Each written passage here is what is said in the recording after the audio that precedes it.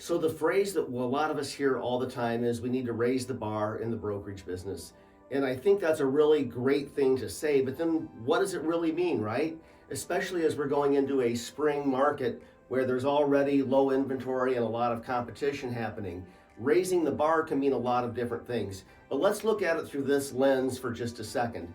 I was recently in Columbus, Ohio, and spoke with the superintendent of the Ohio division.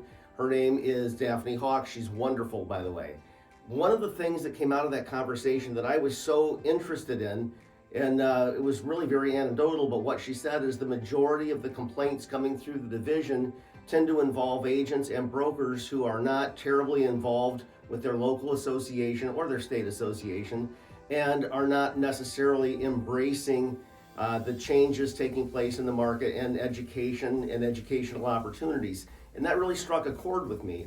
You know, when we talk about raising the bar, really it comes back to raising awareness for ethics, coming back to raising awareness for how we treat each other, how we communicate, what are the things that we do that make a transaction go together, or at least if you're in a multiple offer situation, how do we handle that multiple offer in a way that is fair and open and honest with all parties to the transaction. And I think that's sometimes where we come into some difficulty.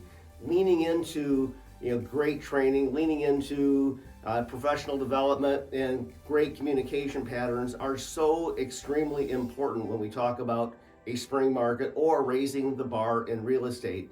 Oftentimes just reaching out to a peer or your broker or sales manager as a sounding board, running something by a person who can maybe give you some coaching and help is so very important. And I feel like that's something that's maybe gotten a little bit lost or gone by the wayside as the market has changed in the post-COVID years. Give it some thought and perhaps leaning into training, leaning into education, leaning into professional development, and helping our peers and ourselves raise the bar in real estate, because when we do that, it's good for everyone, especially our clients. Thanks and have a great week.